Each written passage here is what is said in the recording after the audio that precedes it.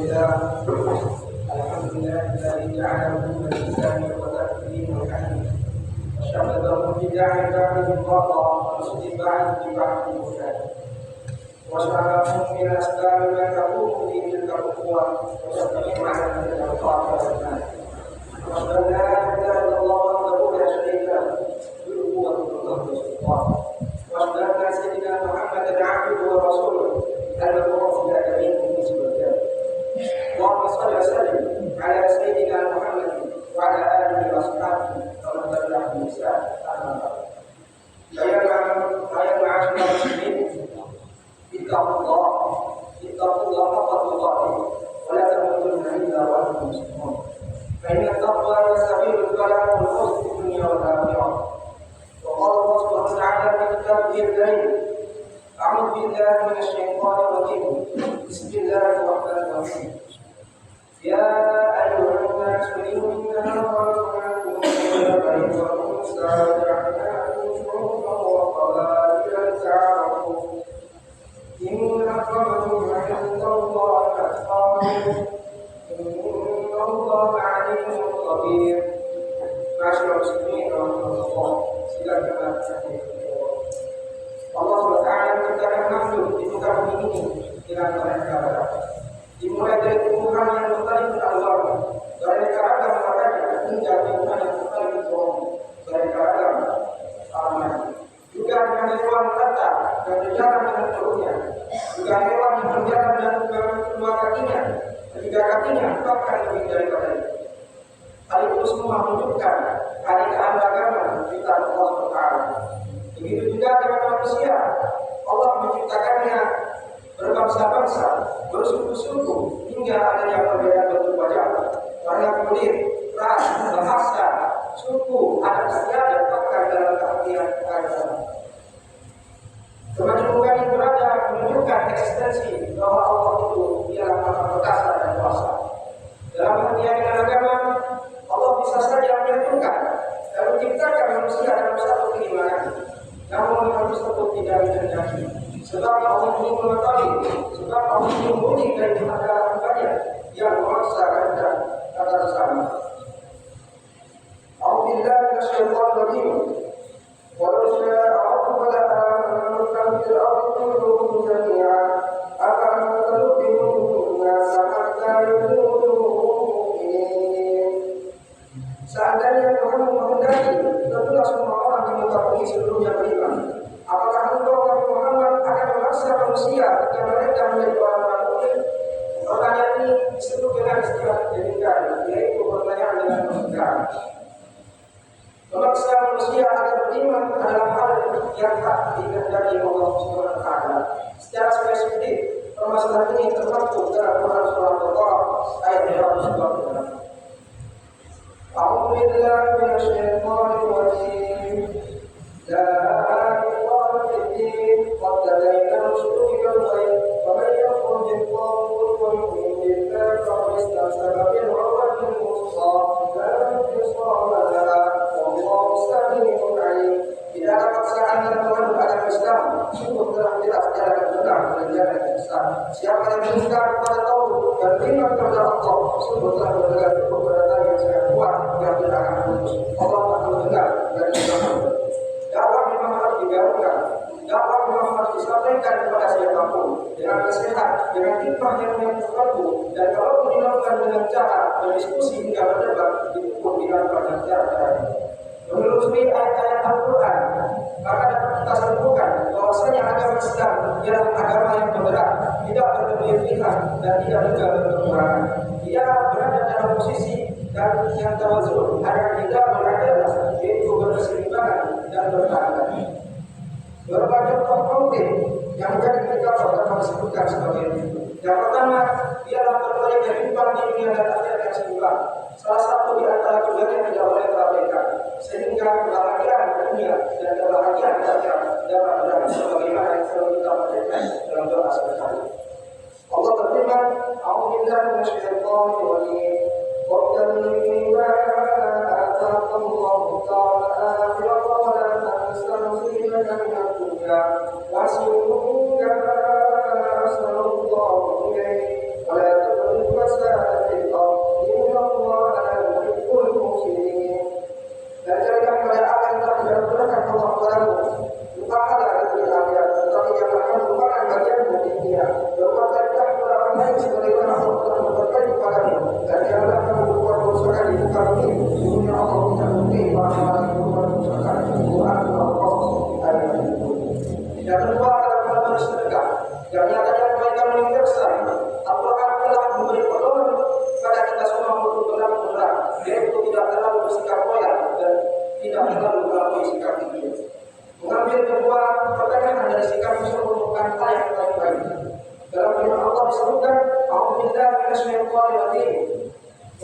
الذين إذا أنفقوا لم يسرفوا ولم يقتروا وكان بين ذلك قواما. Dan orang-orang yang apabila berinfak tidak berlebihan dan tidak pula pikir, infak mereka adalah pertengahan antara keduanya. Quran surah Al-Baqarah ayat 6. Yang ketiga adalah hubungan vertikal dan horizontalnya. Hablum minallah terjaga dan hablum minan nas apabila dengan hijab. Ada mereka saja yang benar-benar menerapkan kedua agar ini, maka ia terlepas dari kebaikan suatu hamba yang benar. Dalam Quran surah Al-Imran ayat 119 dijelaskan, "Wa ta'ala berfirman, "Wa inna ma tunfiqu illa bi'adli min Allah wa 'adli min an-nas wa la tuqatu min Allah wa yuridu 'alaykum al-masdana." Dzalika bi annahum kanu yakfuruna bi ayati Allah wa yaquluna al-anbiya wa al-haqq. Dzalika bima asaw wa lam ya'malun.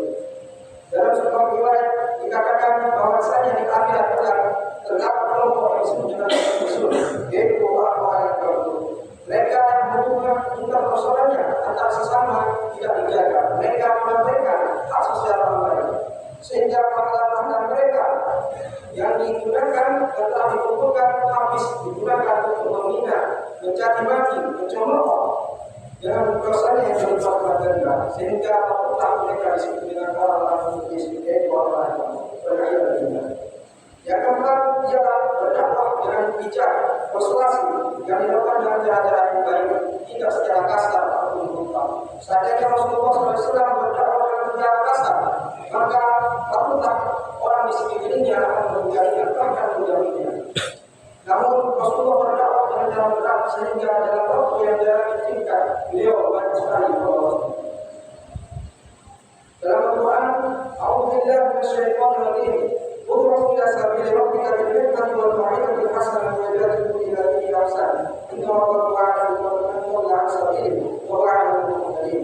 Seluruh manusia ke jalan Tuhanmu dengan hikmah dan pengajaran yang baik, serta tetapkan mereka dengan cara yang lebih baik. Sesungguhnya Tuhanmu dialah yang paling tahu siapa yang tersesat dari jalannya, dan Dia pula yang paling tahu siapa yang dapat menuju. Quran surah An-Nahl ayat 1.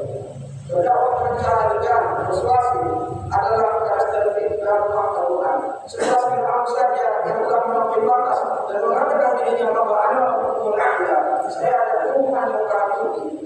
Itu Allah mesti saja meminta kepada Nabi Musa dan Fir'aun untuk menyadarkannya. Namun dalam situasi tertentu boleh kita berdakwah dengan cara yang tegas, namun dengan anak-anak dan tatanan atau tuntunan yang telah diajarkan oleh Nabi Muhammad SAW. Yang kelima dan terakhir itu adalah meyakini dengan teguh kebenaran agama yang dikagum tanpa mencemooh, memaki-maki, mencaci maki dan melecehkan simbol-simbol agama yang disampaikan orang lain. Karena Allah secara tegas melarang melakukan hal tersebut. Dalam firman-Nya Surah Al-An'am ayat 108, "A'udzu billahi minasyaitonir rajim. Wa la tasubbu alladziina yad'una min dunillahi fa yasubbullaha 'adwan bi ghayrih. Kadzalika zayyana li kulli ummatin 'amalan. Thumma ila rabbihim marji'uhum fa yunabbi'uhum bima kanu ya'malun." Janganlah kamu membagi sesembahan yang mereka sembah selain Allah, karena mereka nanti akan mati Allah tidak dalam dibalas tanpa dasar pengetahuan. Jikalau akan dijadikan setiap umat yang terbaik kepada mereka, kemudian Tuhan mereka akan kembali mereka, lalu Dia akan memberitahukan kepada mereka apa yang telah mereka kerjakan. Dengan demikian istilah umatan Rasulullah yang disebutkan dalam Quran surah Al-Baqarah ayat 143 dirasakan Tuhan. Berbagai penafsiran oleh para penafsir, namun secara komprehensif dikatakan bahwa istilah umat Rasulullah ialah umat yang bersikap, berpikiran, berperilaku, moderat, adil, seimbang dan proporsional antara kepentingan material dan spiritual, akal dan waktu, ketuhanan dan kemanusiaan, individu dan kelompok, masa lalu dan masa depan, realisme dan idealisme, dan orientasi duniawi dan orientasi ukhrawi. Terlalu cenderung begini akan melahirkan ekstremitas dan terlalu memilih tekanan akan melahirkan idealitas yang keduanya tidak dapat atau tidak terjadi oleh istilah tentang Rasulullah. Masyaallah muslimin rahmatullah. Sebagai penutup kota ini, mari kita bersama mengambil ikhtiar dengan semua tenaga untuk menjaga persatuan, perdamaian dan kebersamaan yang saya bangun dalam tahapan dulu. agar kita dapat mewujudkan kesejahteraan, ketentraman dan kenyamanan dalam beraktivitas. Begitu juga kita memohon semoga Allah SWT tetap merahmati serta menyertai kebaikan yang menyertai kita. Amin. Inna sallallahu قال الله تعالى والله سبحانه وتعالى ويقول لك المؤمنون وإذا كنتم القرآن فاستمعوا له وأنصتوا لعلكم ترحمون أعوذ بالله من الشيطان الرجيم بسم الله الرحمن الرحيم يا أيها الناس إنا خلقناكم من ذكر وأنثى وجعلناكم شعوبا وقبائل لتعارفوا إن أكرمكم عند الله أتقاكم إن الله عليم خبير بارك الله فيكم ونفعني في الآية التي تكفي وقد وفيه تلاوته إنه سميع عليم أقول قولي هذا وأستغفر الله عليه ولكم ولسائر المسلمين فاستغفروه إنه هو الغفور الرحيم.